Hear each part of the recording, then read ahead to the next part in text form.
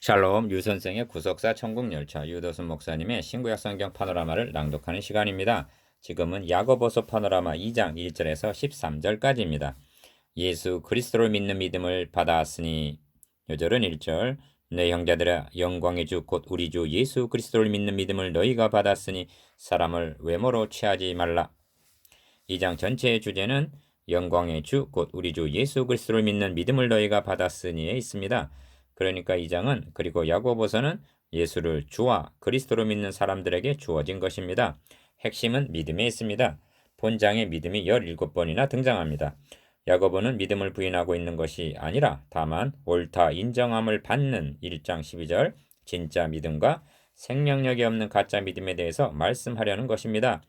이 점은 믿음을 강조하고 있는 바울도 믿어 순종케 하나니 하고 로마서 1장 5절, 16장 26절 믿음과 순종을 하나로 보고 있습니다. 그러므로 너희가 믿음에 있는가 너희 자신을 시험하고 너희 자신을 확증하라 하는 것입니다. 고린도후서 13장 5절. 그러면 하나님께 인정을 받는 진짜 믿음은 어떤 것인가? 이 장을 두 문단으로 그리고 첫째 문단을 두 단원으로 나누어 상고하겠습니다. 첫째 단은 1절에서 7절 사람을 외모로 취하지 말라. 둘째 단은 8절에서 13절 최고의 법인 사랑. 첫째 단은 1절에서 7절 사람을 외모로 취하지 말라. 너희끼리 서로 구별하며 악한 생각으로 판단하는 자가 되는 것이 아니냐. 4절 1. 첫째 단의 중심점은 사람을 외모로 취하지 말라는 1절 말씀에 있습니다. 왜냐하면 영광의 주 곧 우리 주 예수 그리스도를 믿는 믿음을 받았기 때문입니다. 그러니까 외모로 취하는 것은 그 사람 속에 내주하시는 그리스도의 영을 보지 못한다는 것이 됩니다. 그러므로 본 문단의 키워드는 판단과 사절, 심판이라는 말입니다. 12절, 13절. 어찌하여 사람을 외모로 취해서는 아니 되는가? 기억, 우리는 판단할 심판주가 아니요 종의 신분이기 때문입니다. 니은, 그리고 나 자신도 심판받을 자이기 때문이라는 것입니다. 이를 염두에 두었기 때문에 주님을 영광의 주, 곧 우리 주 예수 그리스도라는 1절 가장 장엄한 호칭으로 부르고 있는 것입니다. 2. 야고보는 내 형제들아 하고 1절 상반절 자신을 같은 그리스도의 종이요 형제라는 위치에 놓고 사람을 외모로 취하지 말라 하고 권면을 합니다. 4장 11절에서는 형제를 판단하는 자는 곧 율법을 비방하고 율법을 판단하는 것이라.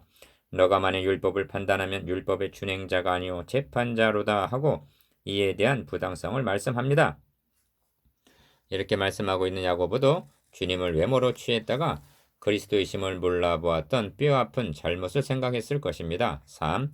만일 너희 회당에 금가락지를 끼고 아름다운 옷을 입은 사람이 들어오고 더러운 옷을 입은 가난한 사람이 들어올 때 2절 기억 너희가 아름다운 옷을 입은 자를 돌아보아 가로되 여기 좋은 자리에 앉으소서 하고 또 가난한 자에게 이르되 너는 거기 섰든지 내 발등상 아래 앉으라 하면 니은 너희끼리 서로 구별하며 악한 생각으로 판단하는 자가 되는 것이 아니냐 합니다. 4절 판단하는 자가 되지 말라.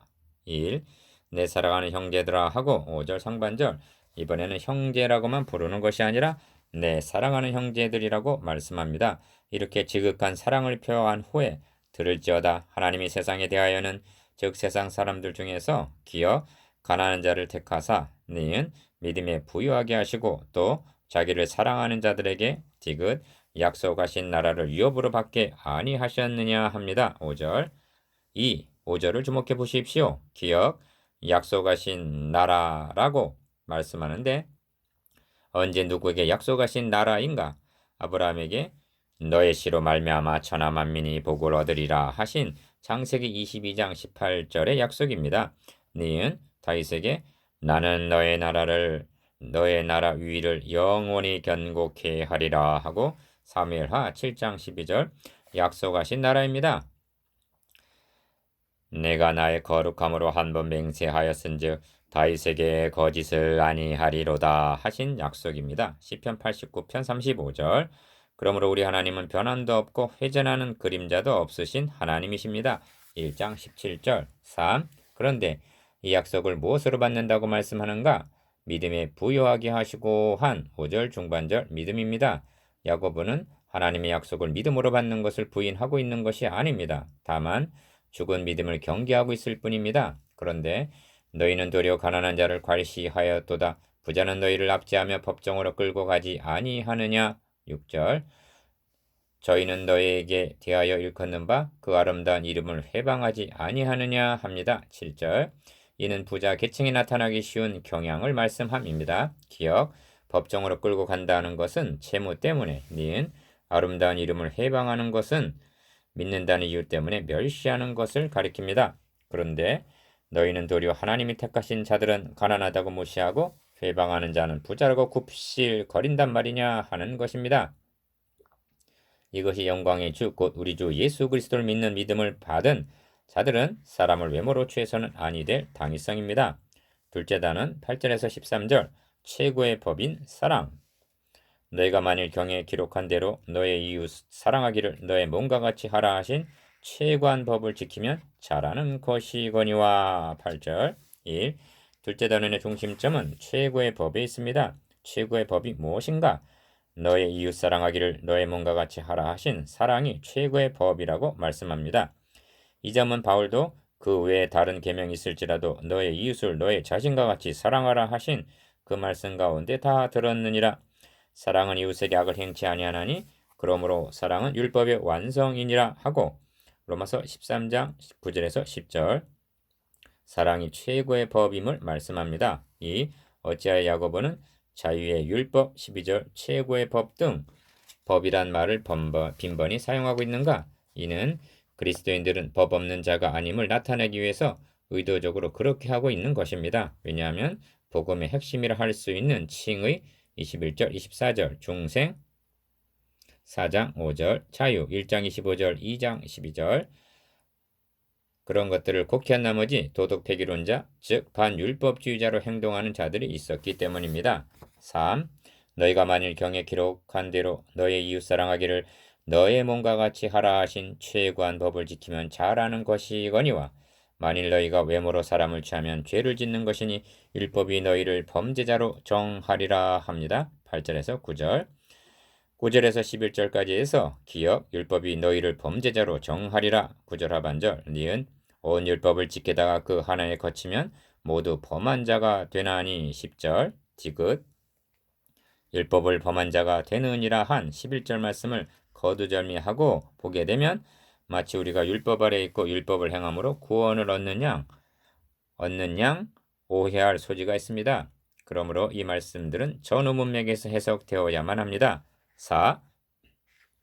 앞의 문맥을 보면 첫 절에서 예수 그리스도를 믿는 믿음을 너희가 받았다 말씀하고 5절에서는 가난한 자를 택하사 믿음에 부유하게 하셨다 말씀합니다. 그리고 뒤의 문맥에서는 긍휼은 심판을 이기고 자랑하느니라 하고 13절 긍휼을 말씀하고 아브라함이 하나님을 믿으니 이것을 의로 여기셨다 말씀합니다. 23절 이러한 맥락에서 말씀한 것입니다.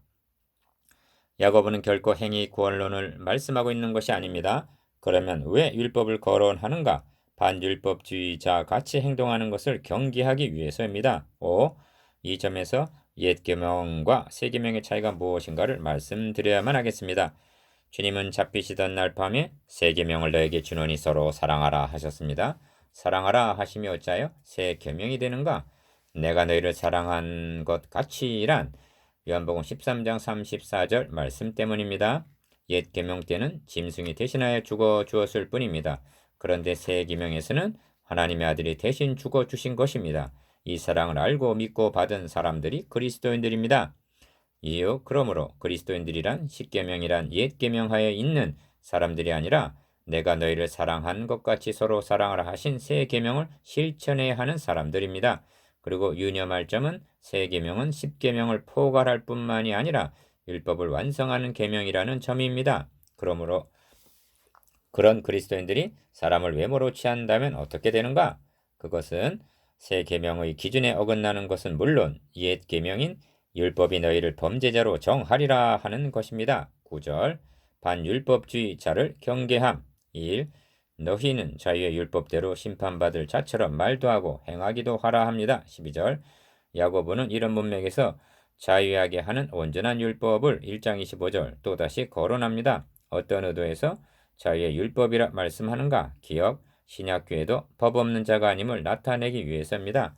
그러나 옛 언약과의 차별을 나타내기 위해서 자유라는 말을 첨부하고 있는 것입니다. 이런 표현은 바울 서신에도 나타나는데 이는 그리스도 예수 안에 있는 생명의 성령의 법이 죄와 사망의 법에서 너를 해방하였음이라 하고 로마서 8장 2절 법이라고 말씀합니다. 이는 복음을 가리키는 말인데 생명의 성령의 법이라 하는 것은 우리에게도 법이 있음을 천명함과 동시에 더욱 우월함을 나타내기 위해서입니다. 그렇다고 우리의 구원이 행함에 달렸다고 말씀하는 것이 아닙니다. 이 점이 너희는 자의 율법대로 심판받을 자처럼 말도 하고 행하기도 하라. 긍휼을 행하지 아니하는 자에게는 긍휼 없는 심판이 있으리라. 긍휼은 심판을 이기고 자랑하느니라 한 말씀에 나타납니다. 12절에서 13절.